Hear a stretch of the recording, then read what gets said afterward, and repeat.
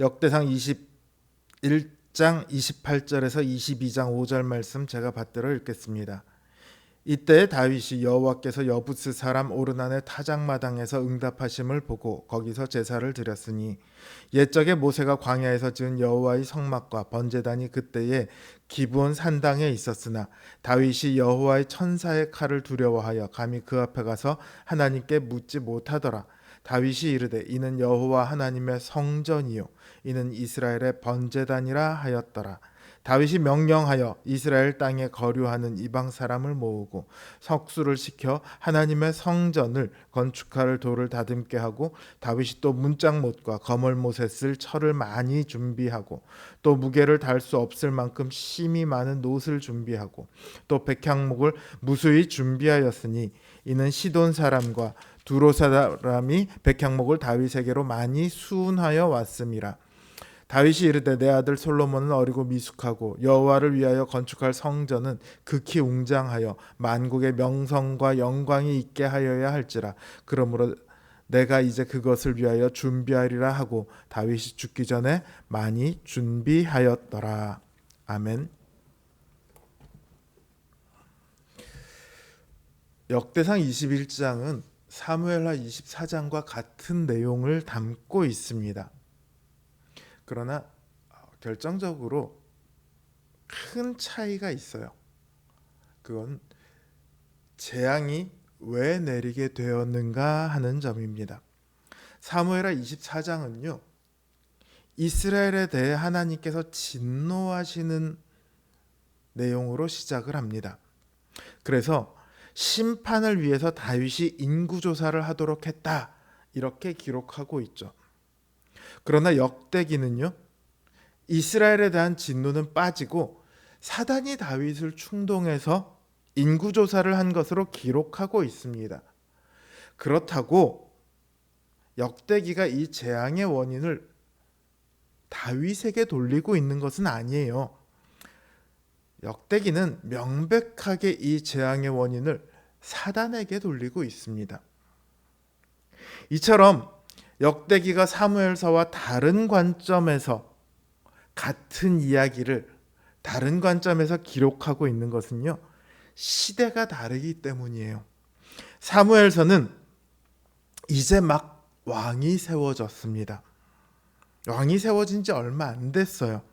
백성들의 잘못으로 인해 왕이 범죄하고 그 왕의 제사로 인해 백성들이 긍휼을 입게 되는 이 내용을 통해 왕이 어떤 존재인가, 왕이 어떤 일을 해야 하는가를 밝히고 있습니다. 그러나 역대기는 바벨론 포로로부터 귀환한 이후에 기록되었습니다. 이들이 사는 시대는요, 하나님께서 세우신 이스라엘이란 나라는 더 이상 존재하지 않아요. 그들은 포로에서 돌아왔지만 여전히 이방의 지배를 받고 있습니다. 마치 하나님의 나라가 이방들, 악에게 패배한 것처럼 보이는 시대를 살아가고 있어요. 그래서 본문은 악의 대명사인 사단의 충동으로 그 원인을 돌리고 있습니다. 그렇다고 해서 하나님의 진노를 일으킨 이스라엘의 죄악을 없었던 것으로 하자, 이렇게 하지는 않아요. 역대기를 이렇게 보면요, 암시적으로나마 이스라엘의 죄악을 찾아볼 수 있습니다.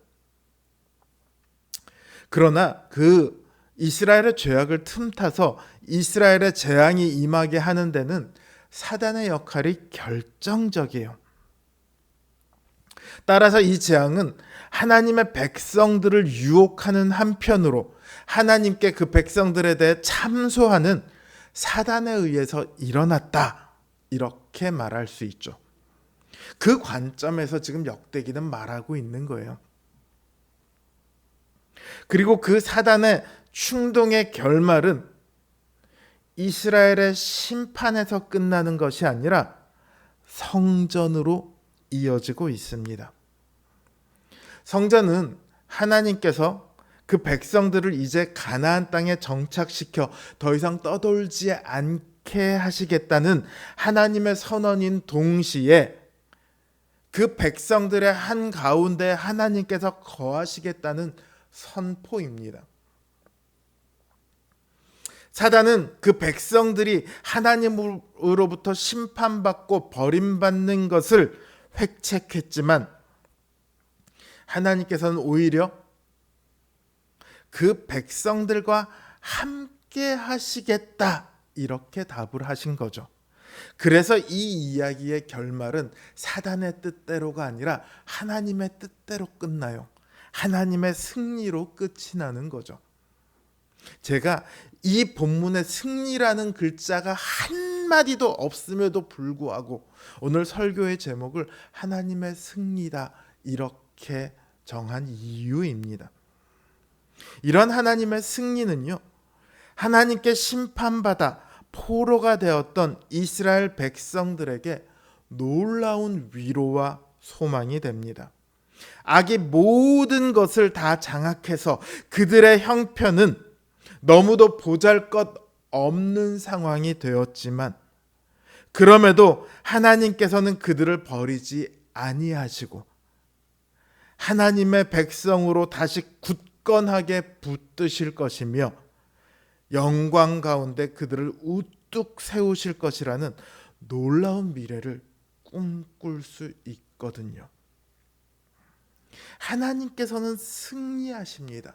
악의 모든 도전에 대해 승리하세요. 이건 너무도 당연한 이야기겠죠? 그러나 그 승리가요, 동시에 우리 하나님의 백성들을 위한 승리다. 이걸 우리는 알아야 합니다. 악의 모든 도전은요, 하나님을 깎아내리고자 하는 게 아니에요. 사단은요, 하나님에 대해서 도전하는 것이 아니라요, 하나님의 백성들을 흔들어 멸망에 빠뜨리고자 하는 이 도전을 끊임없이 하는 거예요. 그러니까 하나님의 승리는 그 백성들을 사단으로부터, 악으로부터 지키시는 승리예요.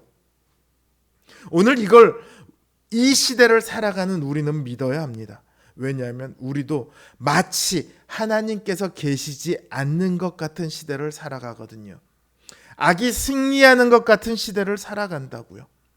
하나님의 능력보다 권력, 돈의 힘이 더 센 것 같은 그런 시대를 살아갑니다. 선을 행하는 것보다 악을 행하는 것이 더 지혜로운 것 같은 그런 시대를 살아갑니다. 그러나 하나님께서는 모든 역사 속에서 그런 도전들에 늘 승리했습니다.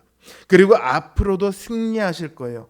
그 승리를 통해 우리는 늘 하나님의 영광된 백성으로 굳게 서 있을 것입니다.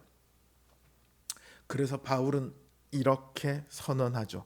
누가 우리를 그리스도의 사랑에서 끊으리요? 환난이나 곤고나 박해나 기근이나 적신이나 위험이나 칼이랴. 기록된 바 우리가 종일 주를 위하여 죽임을 당하게 되며 도살당할 양같이 여김을 받았나이다 함과 같으니라. 그러나 이 모든 일에 우리를 사랑하시는 이로 말미암아 우리가 넉넉히 이기느니라. 내가 확신하노니 사망이나 생명이나 천사들이나 권세자들이나 다 현재일이나 장래일이나 능력이나 높음이나 깊음이나 다른 어떤 피조물이라도 우리를 우리 주 그리스도 예수 안에 있는 하나님의 사랑에서 끊을 수 없으리라. 이 바울의 선언이 오늘 우리의 믿음의 선언이 되길 바랍니다. 우리를 승리케 하시는 그 하나님의 의지와 하나님의 능력과 하나님의 사랑을 의지하여 모든 유혹과 모든 시련을 믿음으로 이겨내는 우리 성도님들 되시길 주님의 이름으로 기원합니다.